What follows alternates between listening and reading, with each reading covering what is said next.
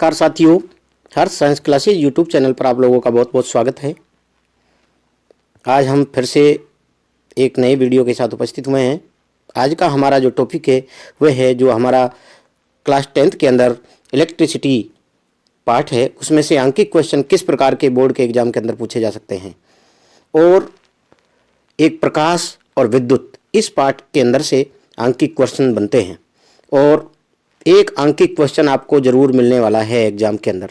देखिए किस तरह के क्वेश्चन आते हैं। तो आज जो आपको अंकित क्वेश्चन हल कराने वाले हैं वो विद्युत पार्ट के अंदर से हल कराएंगे।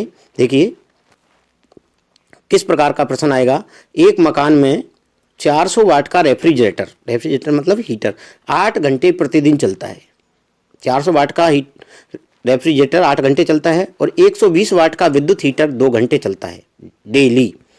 अब ये कह रहा है 4 रुपये प्रति यूनिट की दर से 30 दिनों के लिए कितना विद्युत खर्च करना होगा। एक माह का खर्च ज्ञात करना है। तो देखिए रेफ्रिजरेटर से 30 दिन में खर्च की गई विद्युत कैसे ज्ञात करेंगे।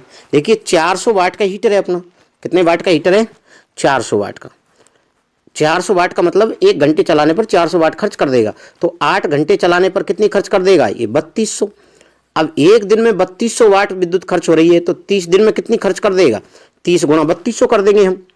अब ये कितना हो जाएगा? 96,000 वाट खर्च कर देगा। अब ये वाट है, इसको किलो वाट में बदलने के लिए हम इसमें 1000 का भाग दे देंगे तो कितने यूनिट बनी, कितने किलोवाट बने? 96। देखिए इसको हम डायरेक्ट हल कर सकते हैं। देखिए 400 वाट गुणा 8 घंटे और इंटू 3 30 और इसमें 1000 का भाग दे दिया है।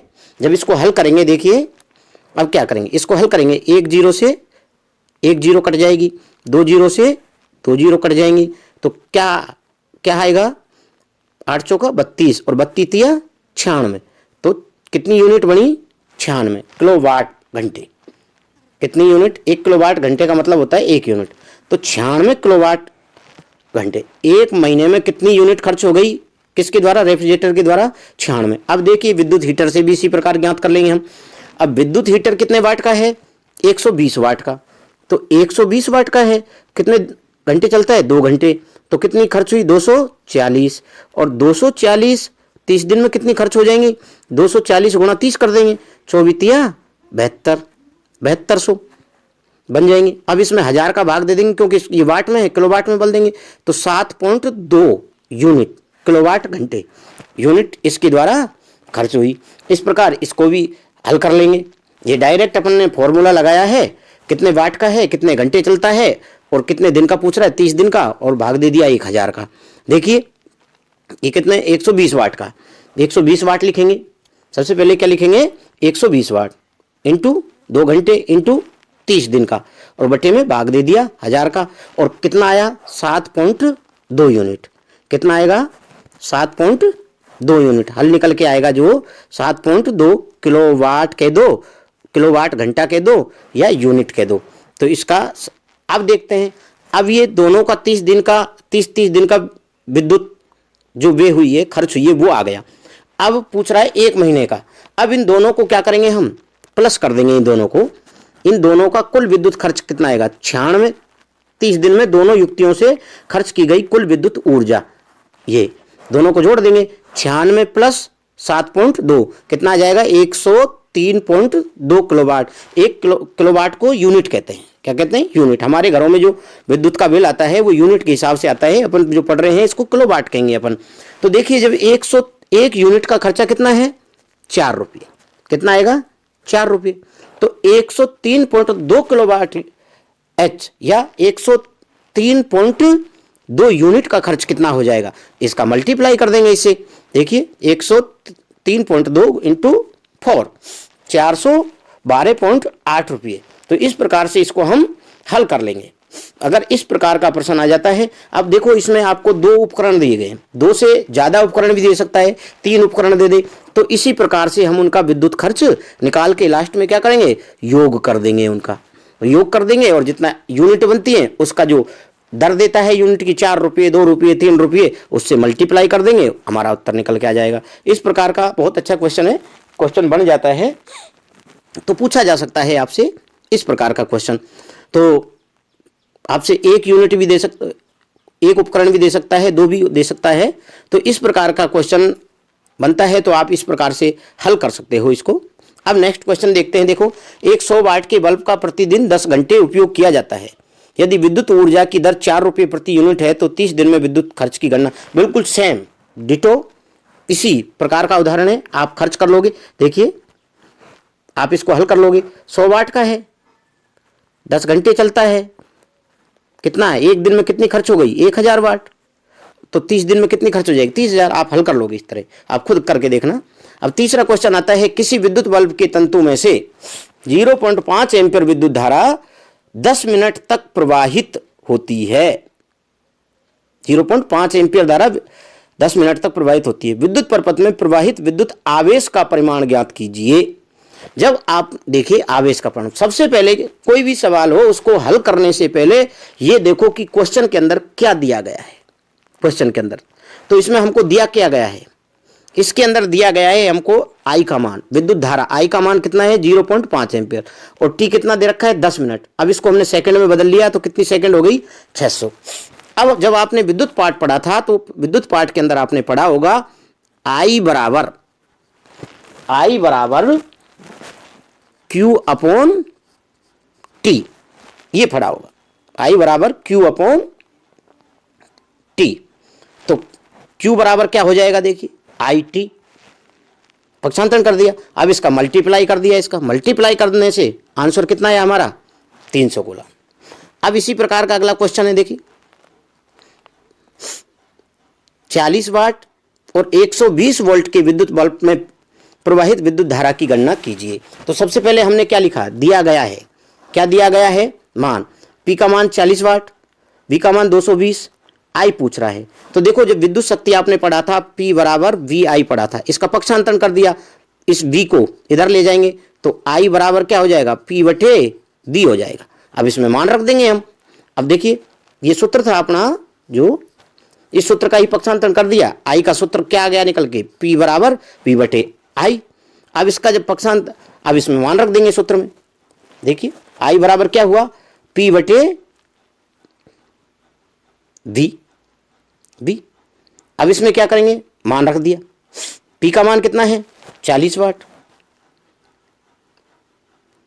बटे V का मान कितना है 220 वाट वोल्ट विभवांतर। जब इसको हल करेंगे, एक जीरो से एक जीरो कट जाएगी।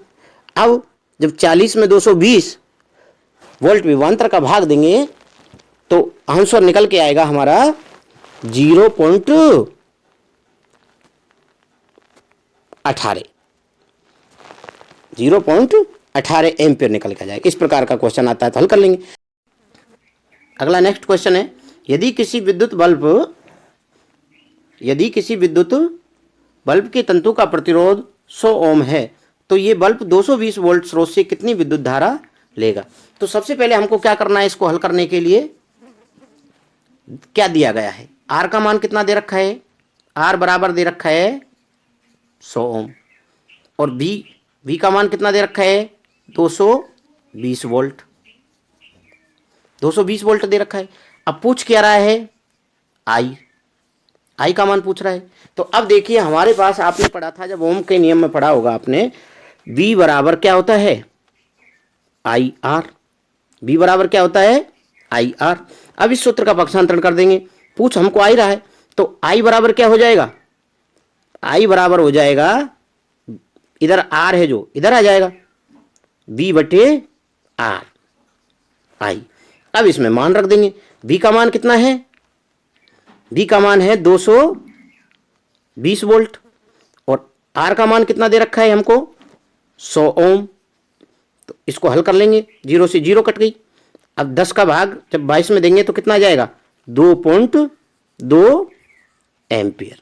तो इसका आंसर कितना हुआ 2.2 एम्पियर। यदि क्वेश्चन आ जाता है इस प्रकार बन के, यदि किसी विद्युत बल्ब की तंतु का प्रतिरोध कुछ भी दे सकता है तो हमको फॉर्मूला लगाएंगे और इस प्रकार से हल कर लेंगे। अब नेक्स्ट क्वेश्चन देखते हैं। देखिए, अब क्वेश्चन अलग प्रकार का है, एक कूलाम आवेश की रचना करने वाले इलेक्ट्रॉनों की संख्या परिकलित कीजिए। संख्या ज्ञात करनी है, एक कूलाम। अब देखा दिया क्या गया है, ये हमको लिखना है। सबसे पहले क्या दिया गया है, हल करने से पहले Q का मान कितना दे रखा है, 1 कूलम। कितना दे रखा है, 1 कूलम। अब देखिए, जब आपने विद्युत पाठ पढ़ा था तो विद्युत वाले पाठ में आपको बताया था I बराबर Q अपॉन T, और Q बराबर होता है N E। Q बराबर क्या होता है, N E। N क्या है, N होता है इलेक्ट्रॉन की संख्या। N का मान क्या है, इलेक्ट्रॉन की संख्या। और E क्या है, E है इलेक्ट्रॉन पर आवेश, और इलेक्ट्रॉन पर आवेश कितना होता है, 1.6 10 की घात माइनस 19 कूलम। अब देखिए, इस सूत्र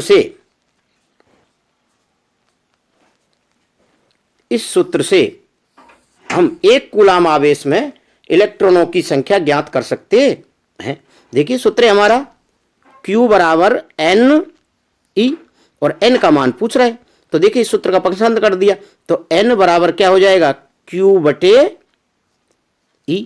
अब मान रखते हैं Q का मान कितना है, 1 कूलम, और E पर आवेश कितना है, 1.6 गुणा 10 की घात माइनस 19।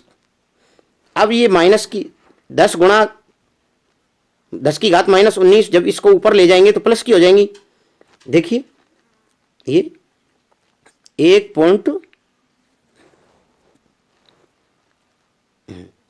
1 बटे 1.6 और गुणा 10 की घात 19, और जब इसको हल करेंगे, एक इसमें भाग देंगे, तो ये कुछ इस तरह से निकल कर आएगा। इसका आंसर 0.625 गुणा 10 की घात 19।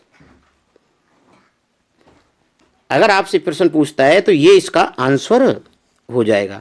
अब इसको अपन ऐसे भी लिख सकते हैं, 6.25 गुणा 10 की घात 18, ये भी मिल सकता है आपको कहीं कहीं इसका।